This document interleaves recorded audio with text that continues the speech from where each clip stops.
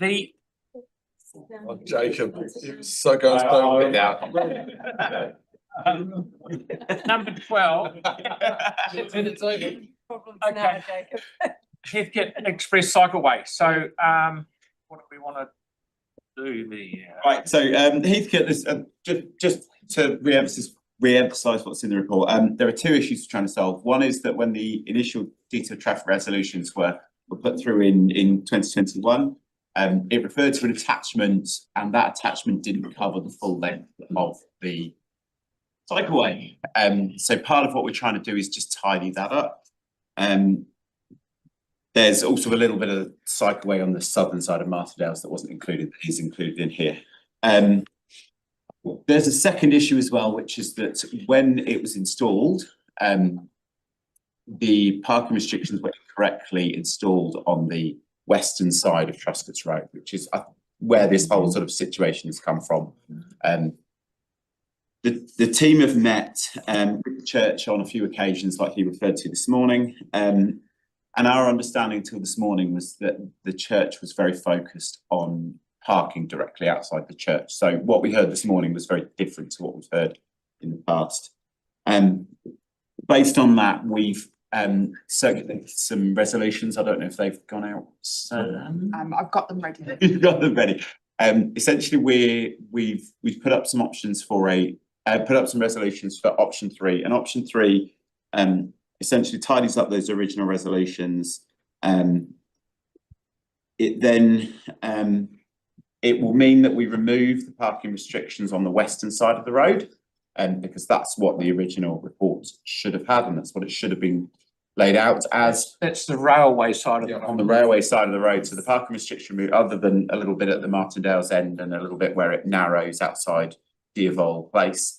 And we'll then work with that community and report back to the community board on any changes to parking outside the church. So that's the resolutions that we've put in this morning, that I think are probably a potential good option for dealing with the issues at the church. Staff recommendations now. Yes, I think we probably are, yes. Nice guy. Any questions? Sarah? Yeah, thanks. Just talking about the small gap outside the church, which was originally put in because of so the capacity for with weddings and funerals, that kind of stuff, for short-term parking there. When I read the report, there were two different things. One was like, we're going to leave it unrestricted. One was like, we'll do 10 minutes. But then the church said they wanted, quality access if people wanted to attend a service. Where are we at with that? That's what the confusion was. So our understanding was they were focused on parking on that side for mobility issues, and what he said this morning was different to that. He seemed to talk about parking on the opposite side as a good middle ground to which we. So it would be parking on the opposite side instead of having the two parks outside. That's what we're proposing right now. We haven't done any kind of safety assessment, so I couldn't tell you what it would look like if you have cars parked on both sides of the road in that location. And we would need to do a safety audit to come back to you and say, yes, that's good. Okay. Yeah. And what's there currently for outside the church? Is there the two parks currently? There's a box painted there, but there's no resolutions for that. And like I said, there's the incorrectly marked parking restrictions on the opposite side from the church. Yeah. So there have been a couple of tickets issued recently as well. Do those tickets valid if there was incorrect marking? So it depends which side of the road they were on. So if they're on the church side of the road, they stand because the traffic resolutions were written, even if the attachment wasn't there. If on the other side, we'll have to look at those. So it's, as of this morning, so like I said, we only looked at this morning, and so we need to go back and follow that up. So, sorry, through the chair, councillor, we will follow that up and we will deal with that operationally. We will make sure that's dealt with through Daryl and Clive and the team, and it will just be I can send you through the complaint I had. Yeah, good. And is the 2-car park in the wee box at the moment, is it limited time or is it open? They've got no resolution, so at the moment they're just a place where we're not issuing tickets. It's probably the fairest way. That's why we're suggesting we take the conversation with the church away and we deal with it through the community board as a local issue. Yeah, okay, no, that would be, And we resolve the broader resolutions as option 3. because it's been part of the Cycleway and it's been, and Cycleway is not a community board delegation, do we need a resolution up there that says the rest of it can be done through the community board? That's That's up there? that's Oh, yes. Okay, thank you. Tim, you're up. So what's the timeline with removing the yellow lines on the western side? Because that was obviously a mistake and that's affecting the community and the church community. So what could that be sped up? It's Yeah, I mean, we can do that through the maintenance contract, so we can do that in days and weeks, yeah. And as I'm not a great aficionado, thank goodness, of funerals and weddings, you'll be talking with the church about time parking with that box, because that's specifically why it's there. So I'd imagine that you'll be talking with them, because, you know, having a 10-minute park for a hearse, I mean, you know, it's not really going to work, is it? Yeah, I mean, yeah, we will follow that, but there's been, as you'll see in the report, some of the community were quite against that parking on that side because of the visibility on the approach to the intersection. So I think there are issues that we need to work through before we come back. Yeah, because what's the alternative to carry a coffin across the road? I mean, you know, like I think there's some discussion there, and I look forward to coming to the community board. Cheers. Thank you. Just checking the community board has the delegation for that decision? This would close the Cycleway Yes, discussion, and then that is a local parking discussion, which is about parking changes, and they do. all sits in their delegation. That's great, thank you. I mean, a bit, sorry, just on that, talking about coffins going over across the road, if that was to be, there'd have to be a crossing in the road, which would be a council one, wouldn't it? Still community board? The parking changes, if they are, will be a community board decision, and if they are a council decision, that would be a part of it. I'm just trying to avoid that, just can we delegate this to the community? That's what I'm trying to is. go. I don't think it's about building a crossing, that kind of thing. It's about finding some spaces. Road's quiet. Yeah. It's low, yeah. The only thing Aaron? Yep. So I'm happy to move the new staff recommendation. Sarah's probably happy to second it. Yeah. Yep. Okay, well, we're moving on. Any debate? No.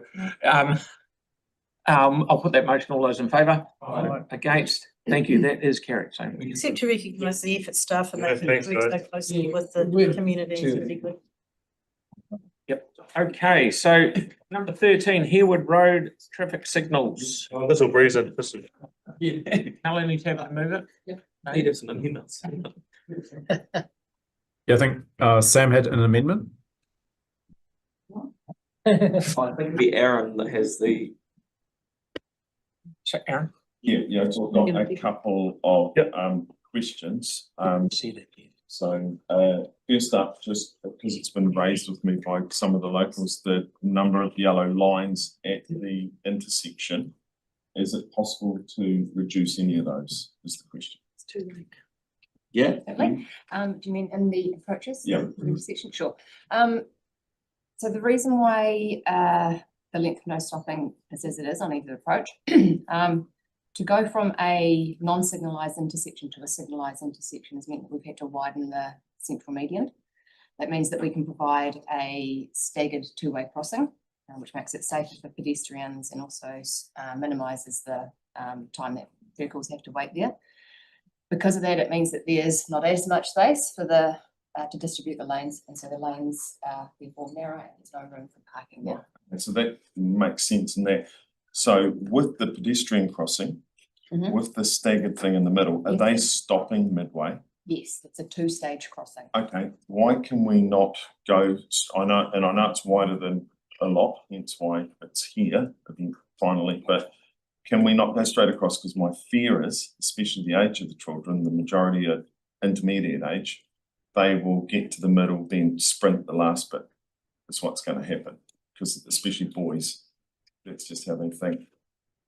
Can we not just not have that and go straight across in one crossing that way? Just time it.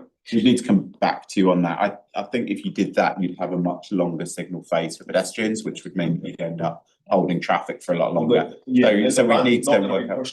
That often, it'll be mainly morning and night, well, morning and afternoon, and then they will go across. But just the behaviour of children that, I don't know.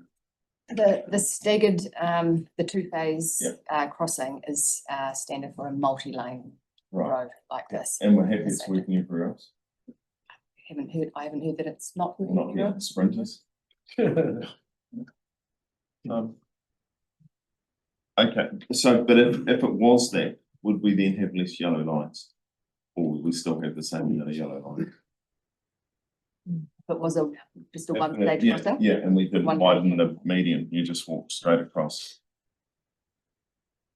Exactly. Again, I don't know, because the part of that space is used for where the traffic signals sit. So off the top of our head, we can't stand here and say definitely, but probably yes. But I couldn't say for definite. Okay, let other questions go. Oh, sorry, I have one other on the other crossing. With the outside the school, can we do we've signed off at our last meeting, the multiple crossings in Hawesville using the non-skid surface. Can we use that outside the school Yes, instead of the speed hump? so high friction asphalting is included in this design. So hang on, so we've got high friction asphalting, a speed hump and lights. So It shows how much we value the kids' lives. I get it. The safety audit has specifically raised the issue of speeds coming off the state highway through this one. So we would have to try and manage speed in some method. So through the chair. So the can lights I and just high add- friction surface not Yeah, do can I that. just add, high friction surfacing is not a traffic calming, as in a speed reduction measure. The speed reduction measure is the platform that actually slows people down. High friction surfacing allows them to stop quicker and safer without skidding. So it is. Stop killing a kid. It is coming off a high speed environment, so there is high friction, the asphalt is designed to enable the cars to stop quickly and safely if they need to, but this platform is there to actually bring the speeds down of everybody. Okay, And it 'cause- is designed for 50 k's, not 30. Yeah, so I've gone and looked at some high friction surfaces. They're a different colour and a different This texture one's to the not. rest of the road.